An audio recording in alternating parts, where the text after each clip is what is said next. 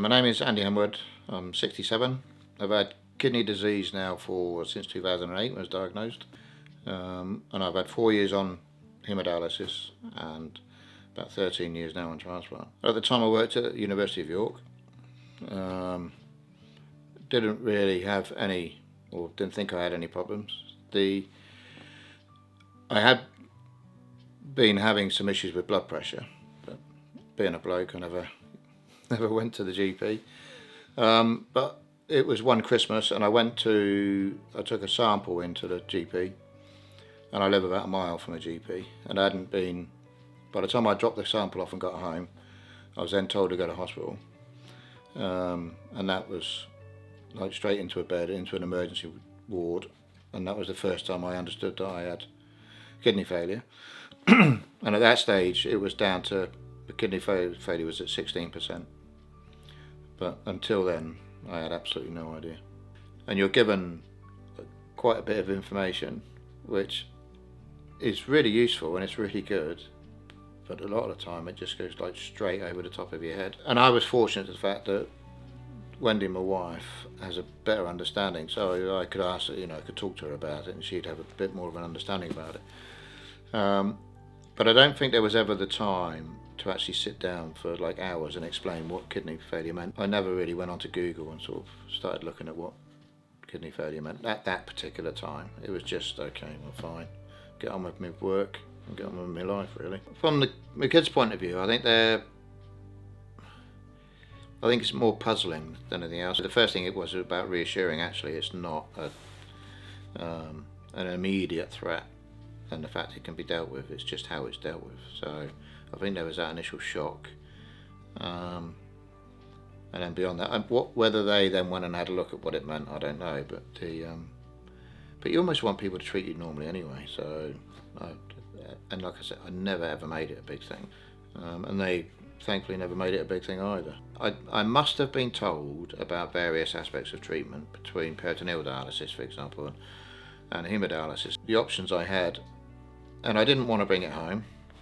So, which of course PD I would have brought home, but I'd openly admit I didn't know anywhere near enough about PD to make a decision. The one that seemed easier to me was haemodialysis, and it did mean that, in theory anyway, I could drive myself to the unit. I could use my 4 hours on dialysis as like a workspace, so I would go and I'd do work. The first experience was a bit of a walk through the unit, and it did look depressing. And I think a lot of people, it's a shock when you go through there, and you've got people that are relatively ill, you've got machines beeping away, and you've got nurses, and it can be quite daunting. And I can imagine for some it can be really daunting walking through. But my first time on dialysis, because the first time you go on, you go on for a 2-hour session, and I distinctly remember that 2-hour session going on and being put on, and then just literally being left. And all I can do is see people wandering around. There's lots of alarms going off. You've got no idea what's going on. You don't know what's going on with your machine. And at the time, it just seemed really bizarre. I mean, clearly people would come up and they'd say, "Are you okay?" You go, yeah. But I was sat there thinking, well, actually, you could do it a bit more than just, "Are you okay?" But it was an interesting experience. So when I got diagnosed, I think my background being military, that there was a lot of, I wanted to deal with it on my own rather than involve. Not that I didn't want to. I was quite happy other people knew, but I just wanted to deal with it on my own. And the idea of having haemodialysis, or one of those choices was the fact my wife Wendy was a nurse, and I didn't want to bring that home again.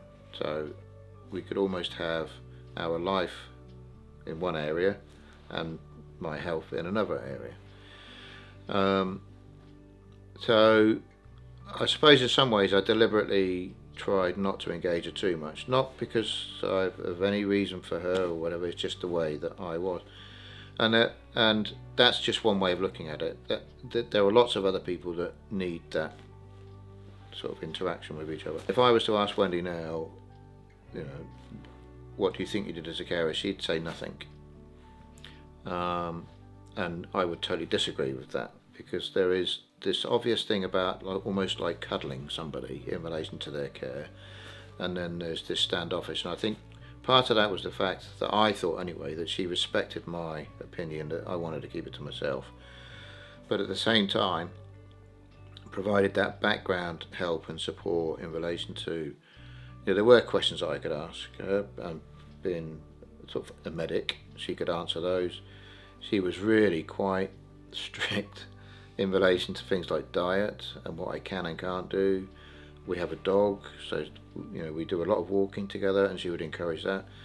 So there were a lot of these little things, which you wouldn't consider would be caring, but they are. If I had a new medication, she'd be there with a sheet, and she'd be looking through the sheet and saying, "You can't have this, you can't have that, you can't have this," which can get a bit boring sometimes. But so so she was invaluable in my care. Because I didn't necessarily involve her directly, didn't mean that she didn't, she couldn't help, and she did help. But if you asked her, she'd say, "Oh, I don't know what. I didn't do anything," but actually she did. So I had about 4 years on haemodialysis before I got the call. About 4 o'clock in the morning, and the first thing I thought was spam. Some insurance guy's going to try and sell me something, and it was trying to wake up. But it appeared that when I said to, I had the phone call and the confirmation went ahead, and I just said to my wife, "Well, there's a potential kidney at Leeds," and it from then on it appeared that everybody else was going like really quick, and I was going in like slow motion really. And we drove to Leeds. My kids came along, and then it was just a wait. You go in, and at that particular time I wasn't the only one who had the option of that kidney. So you then have your bloods done, and whoever is the most suitable then goes for the.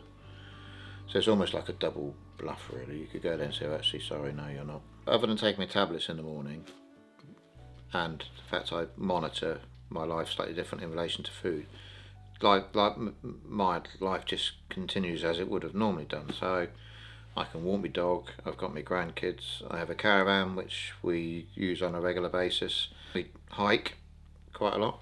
So there aren't really any restrictions that anybody else would have, and for most people, because most people don't know that I've had a transplant, or even I had kidney failure, it's not something you sort of talk about. So most people, you're just like normal. So and that's really what the transplant gives you, is that freedom.